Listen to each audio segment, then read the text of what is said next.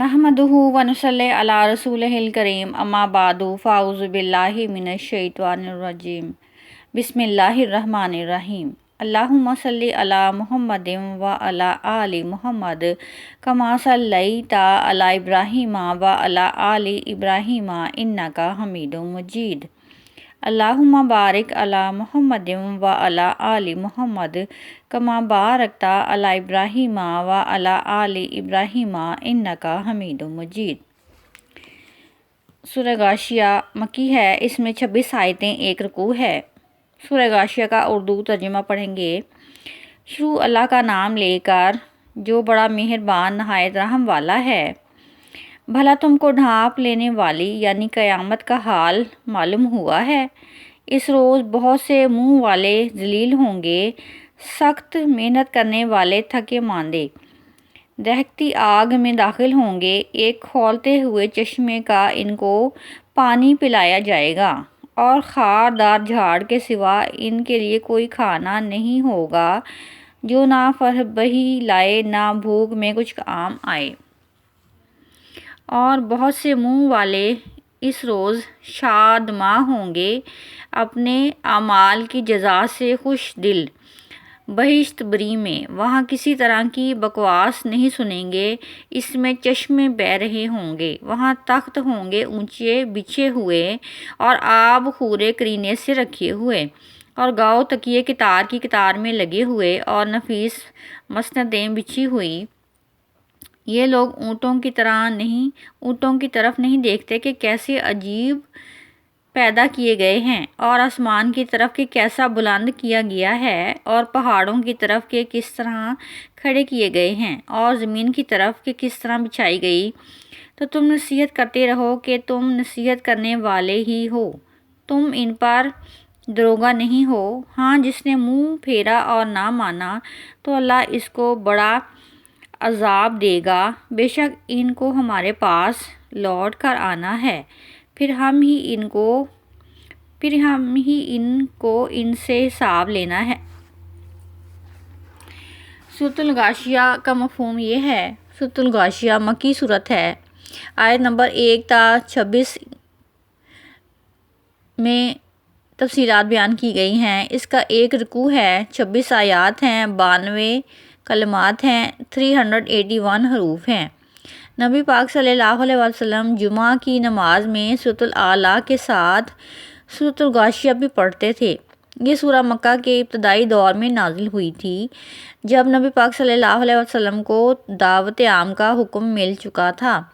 2 احکامات بتانا مقصود تھے، توحید اور آخرت، اور مکہ والے کافر ان دونوں باتوں کو ماننے سے انکار کر رہے تھے۔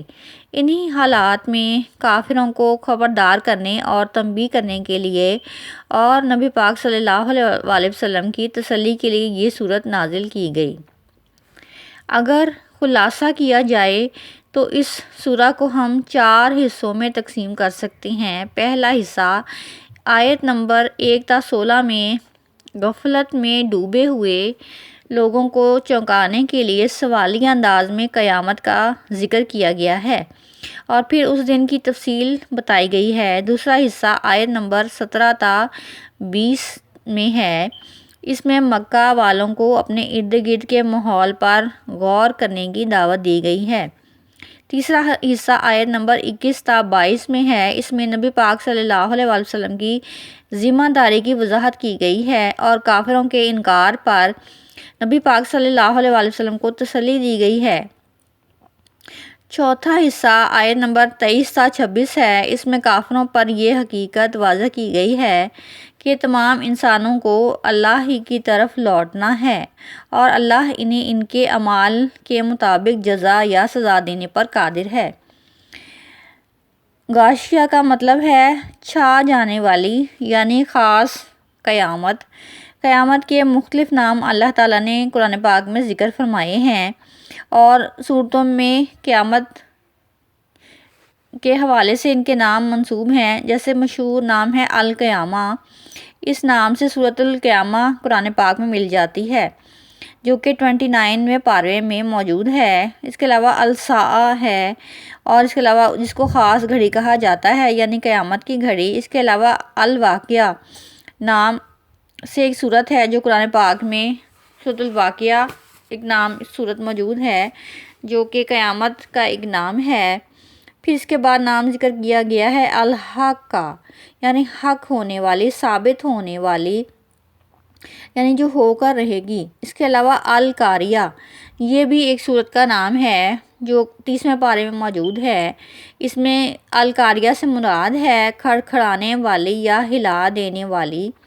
قیامت کا لفظ قیام سے نکلا ہے، اس دن جب سب کھڑے ہوں گے۔ قیامت سے مراد کیا ہے کہ یہ ایک دنیا ایک دارالامتحان ہے جس میں انسان ایک طالب علم کی حیثیت رکھتا ہے، جس میں اللہ تعالیٰ نے ایک نصاب دیا ہے اور اس نصاب کو پڑھنے کے بعد ہی وہ طالب علم پاس یا فیل ہو سکتا ہے۔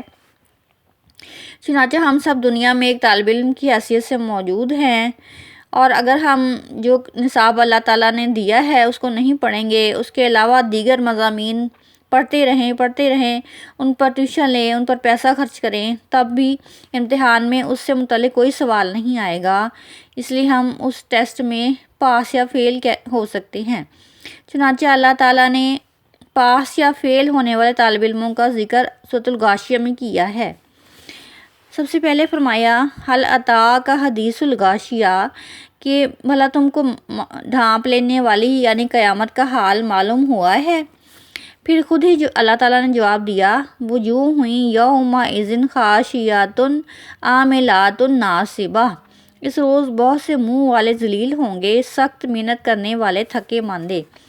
یعنی جس انسان نے اچھے اعمال نہیں کیے ہوں گے اسے پہلے سے ہی پتہ ہوگا کہ وہ فیل ہو جائے گا، چنانچہ اس کے بہت محنت کرنے کے باوجود، کیونکہ اس نے درست سلیبس نہیں پڑھا ہوگا، اس کے علاوہ اور مضامین پڑھتا رہا ہوگا، دیگر مشاغل میں مصروف رہا ہوگا، لیکن قرآنی تعلیمات پر عمل نہیں کیا ہوگا، اس وجہ سے وہ اس روز ناکام ہوگا۔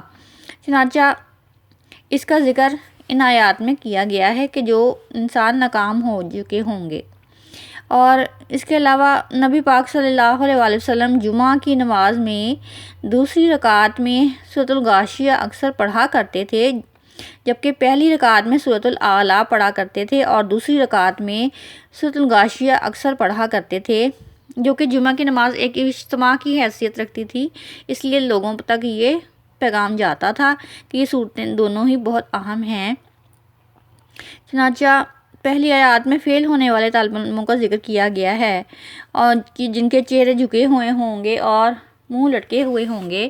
اس کے علاوہ آیت نمبر 8 اور 9 اور 10 میں فرمایا گیا ہے، جس کا ترجمہ یہ ہے کہ اور بہت سے منہ والے اس روز شادماں ہوں گے، اپنے اعمال کی جزا سے خوش دل، بہشت بری میں، کیونکہ انہوں نے اسلامی تعلیمات پر اور اللہ تعالیٰ کے احکامات پر عمل کیا ہوگا، اس وجہ سے وہ لوگ اس دن جنت کی نعمتیں پا سکیں گے۔ وآخر دعوانا ان الحمدللہ رب العالمین۔